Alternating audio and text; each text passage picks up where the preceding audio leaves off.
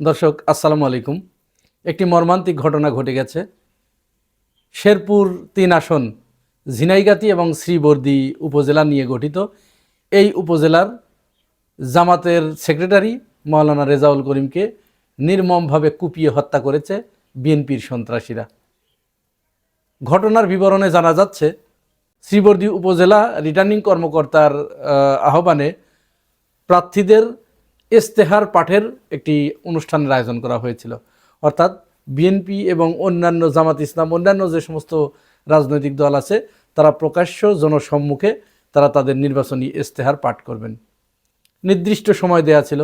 জামাত ইসলামের যিনি প্রার্থী নুরুজ্জামান বাদল, তিনি তার লোকজন নিয়ে যথাসময়ে অনুষ্ঠানস্থলে হাজির হন এবং যে সামনের সারিতে যে আসনগুলো ফাঁকা ছিল সেখানে বসে পড়েন। এটি তো স্বাভাবিক। কোনো অনুষ্ঠানে আপনি গেছেন, সামনে চেয়ার ফাঁকা আছে, আপনি যদি পিছনের চেয়ারে বসেন তাহলে আপনাকে আর যাই হোক মানুষ বলা চলে না, অসভ্য ইতর বর্বর বলা চলে। আর জামাত ইসলাম, আপনারা জানেন বাংলাদেশের একমাত্র নিয়মানুবর্তিক দল হচ্ছে জামাত ইসলাম। সময়ের ব্যাপারে তারা এত পাংচুয়াল। তাদের কোনো অনুষ্ঠান যদি মনে করেন বিকাল ৩টায় দেয়া থাকে, যে ৩টায় শুরু হবে, ৩টা মানে ৩টা, ৩টা এক নয়, ৩টা। এবং সেটা যদি ঝড় তুফান, সাইক্লোন, ঘূর্ণিঝড়, টর্নেডো যাই হোক, ওই ৩টার সময় তারা সেখানে গিয়ে উপস্থিত হবে। তো সেখানে তারা গিয়ে যথারীতি সামনের চেয়ারে বসেছে। অনুষ্ঠান শুরুরও বেশ খানি পরে বিএনপি যিনি প্রার্থী রবিউল ইসলাম, তিনি তার সন্ত্রাসী বাহিনী নিয়ে সেখানে উপস্থিত হন। তারা সামনে জায়গা না পেয়ে জামাতের নেতাকর্মীদের উপরে চড়াও হয় এবং জোর করে তাদেরকে সেখান থেকে উঠিয়ে দেবার চেষ্টা করে। তাদেরকে উঠিয়ে দিয়ে তারা সামনে বসার চেষ্টা করে। প্রশাসন তাদেরকে বাধা দেয় এবং এটি করতে তাদেরকে বিরত রাখে।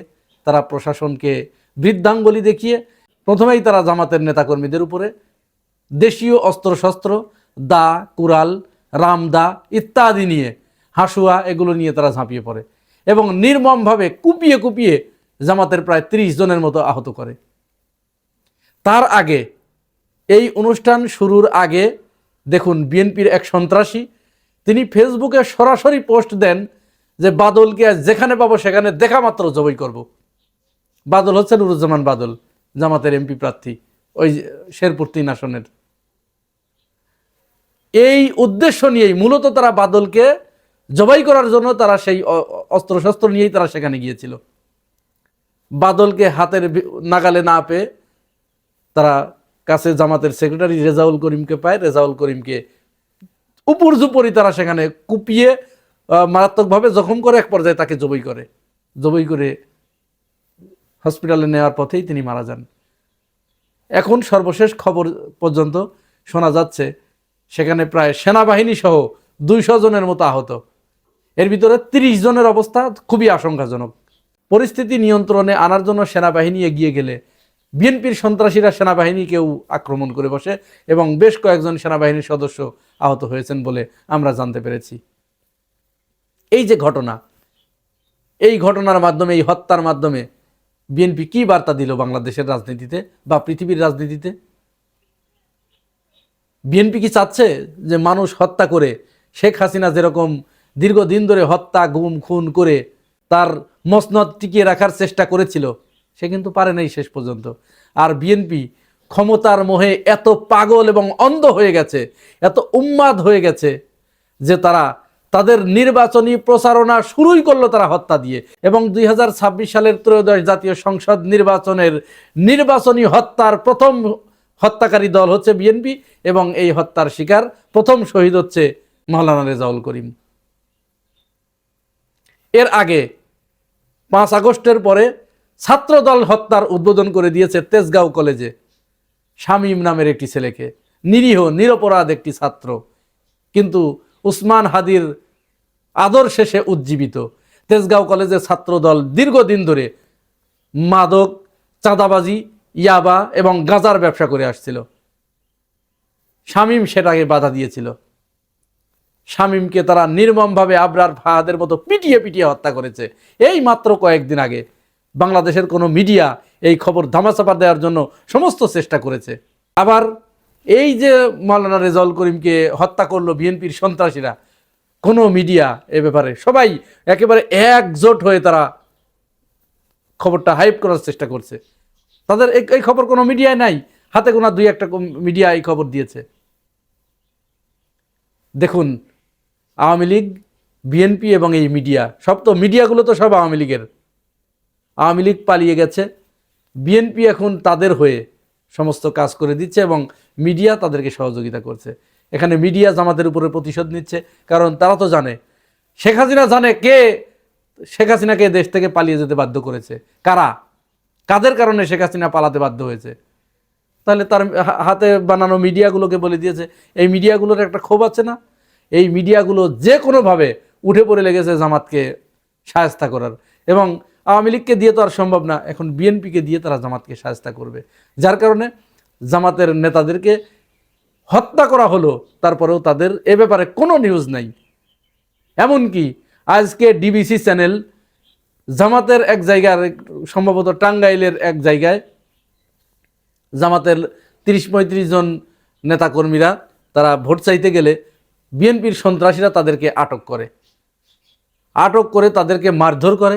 এক পর্যায়ে তারা একটা নাটক করে, নিজেদের পকেট থেকে টাকা বের করে তারা ভিডিও করে, যেই দিয়ে জামাতের নেতারা টাকা দিচ্ছে এই বলে এই খবর তারা সমস্ত মিডিয়াগুলোতে ছাপায়।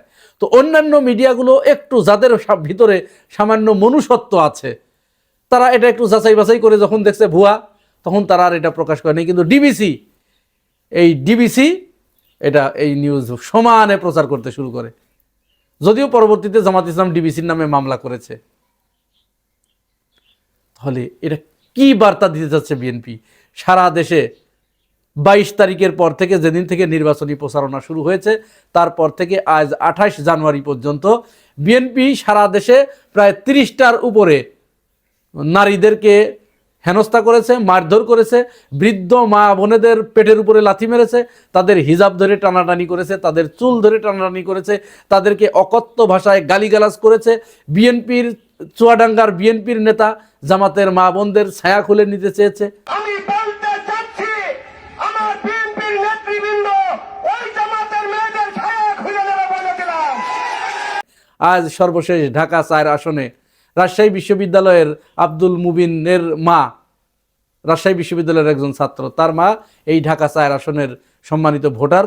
তিনি প্রচণ্ড পর্দানশীলা, সেই মাকে পিটিয়ে জখম করে তাকে আহত করেছে, মাথা দিয়ে গপ গপ করে রক্ত বের হচ্ছিল। এটি দেখতে হচ্ছে 5 আগস্টের পরে বিএনপির মাধ্যমে।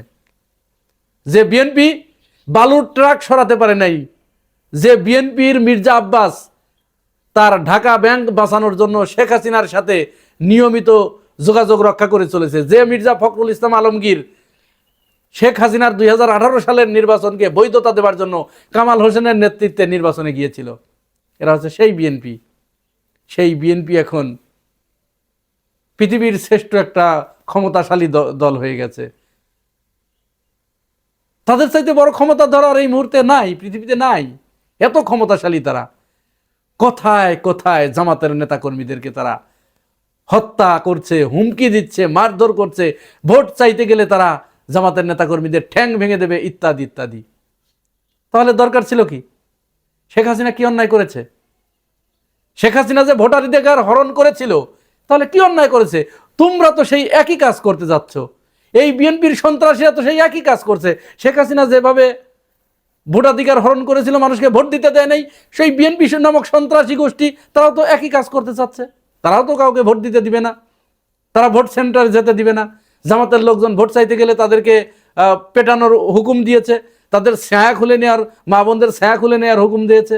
ওই যে আরেক সন্ত্রাসী নারী, মাফিয়া মব সন্ত্রাসী পাপিয়া, সে কি বলেছে? জামাতের নারী কর্মীরা যেখানে ভোট চাইতে যাবে তাদেরকে 999 ফোন দিয়ে পুলিশে ধরিয়ে দিতে বলেছে তার নেতা কর্মীদের। এই মাফিয়া সন্ত্রাস, এই মব সন্ত্রাস মহিলা, তারা ভোট চাইতে ভোট করতে দিবে না। এবং বিএনপি যে এই যে সংস্কার মানছে না, কোনো কারণ কি? উদ্দেশ্য আছে না? উদ্দেশ্য একটাই, শেখ হাসিনা তো আর কি ছিল, কি স্বৈরাচার ছিল, বিএনপি তার চাইতে বড় স্বৈরাচার হবার জন্য তারা সংস্কার মানছে না। মানে শেখ হাসিনার রেখে যাওয়া পথেই তারা নিজেদেরকে প্রতিষ্ঠিত করবে। এই ইতিহাস তো বিএনপির আছে, আছে না? তারাই তো প্রথম তত্ত্বাবধায়ক সরকারকে গলা টিপে হত্যা করে নির্বাচন ভণ্ডুল করার পায়তারা করেছিল। তারপর না শেখ হাসিনা লাত্তি খেয়ে পরে নির্বাচন দিতে বাধ্য হয়েছিল। এ তো সেই বিএনপি। তাদের চরিত্রের ভিতরে রয়ে গেছে এগুলো, স্বৈরাচারী মনোভাব। এখন তারা বিকট স্বৈরাচার হবার জন্য তারা সর্বাত্মক প্রচেষ্টা চালিয়ে যাচ্ছে। এবং এটা আজকে যে তারা হত্যা করলো এই যে মাওলানা রেজাউল করিমকে, কেন? কারণ গত 2 দিন আগ থেকে প্রবাসীরা বিদেশে ভোট দিচ্ছে। সেখানে আমাদের কাছে এই খবর এসেছে যে একচেটিয়া সেখানে দাঁড়িপাল্লায় ভোট দিচ্ছে এবং হ্যাঁ ভোট জয়যুক্ত হচ্ছে। এবং ওইখান থেকে যতগুলো ভোট আসবে সবই এখানে 95% ভোট ওখানে দাঁড়িপাল্লা পাবে। এই খবর যখন তারা পেয়েছে, বাহরাইনে আমি একটা ভিডিও আপনাদেরকে দেখাচ্ছি, বাহরাইনে বিএনপির সন্ত্রাসীরা, তারা তো সব জায়গায় সন্ত্রাসীগিরি করে বেড়াচ্ছে এখন। এই সন্ত্রাসীরা নিরীহ যারা একেবারে নতুন যারা বিদেশে গিয়েছে এখনো কোনো কিছু বুঝে উঠতে পারে নাই, হয়তো তাদের কোনো কিছু কাগজপত্র ঠিক নেই, এদেরকে জোর করে ধানের শীষ এবং না ভোটে ভোট দিয়াচ্ছে। দেখুন ভিডিওটা। আপনি কিসে ভোট দিবেন, ভোট দিবেন বলে উনি নিজে টিক মার্ক দিয়ে দিচ্ছে। কোথায় কোথায়? ভোট পেপারে, ব্যালট পেপারে। ব্যালট পেপারে কি মার্কায় দিছে? বিএনপিতে আর না ভোট, ধানের শীষে আর না ভোট দিছে। ওকে, এই হচ্ছে বিএনপির চরিত্র। গণতান্ত্রিক অগ্রযাত্রার পথে বিএনপি তার রাজনৈতিক কার্যক্রম শুরু করলো প্রথম হত্যা দিয়ে, সন্ত্রাসীর মাধ্যমে, রক্ত ঝরিয়ে। এই সন্ত্রাসী সংগঠনকে বাংলাদেশের জনগণ কি জবাব দেবে সেটি দেখার জন্য আমরা 12 তারিখ পর্যন্ত অপেক্ষা করব।